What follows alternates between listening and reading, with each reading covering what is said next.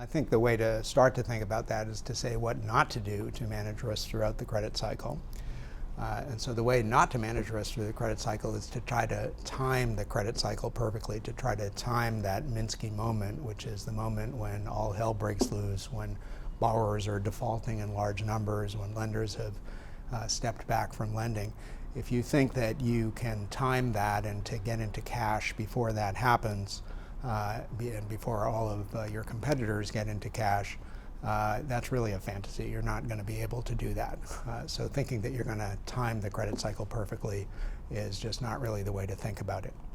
Instead, the right way to think about managing through the credit cycle is to keep in mind two key components.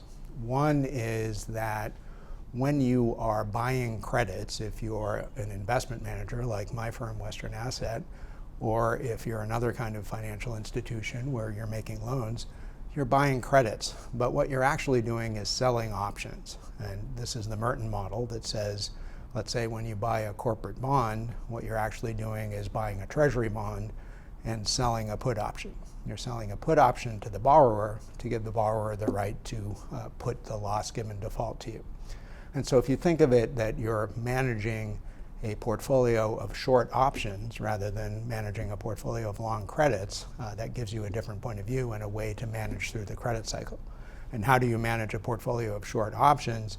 Well, you diversify your portfolio of options and you do good fundamental credit analysis to make sure that the strike prices of those options are very far away from the present so that they're not likely to go into the money. And then the other key component of managing through the credit cycle is to understand your horizon, or the horizon of the pools of money that you're lending or investing. So we as investment managers have some clients who have very long horizons and they have the ability to be counter-cyclical.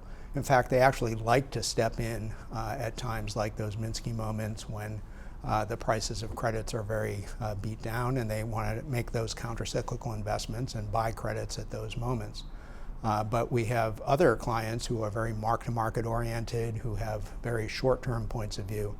And there you have to be very careful. There may be perfectly good investment opportunities that are perfectly good from a fundamental point of view, but if there's going to be a big drawdown in the mark-to-market, you might be forced to do that pro-cyclical thing of selling at the bottom. And so you want to take a look at how much the drawdown might be for those sensitive short-term pools of money and manage those so you don't have to be pro-cyclical. So those are the ways we think about managing through the credit cycle.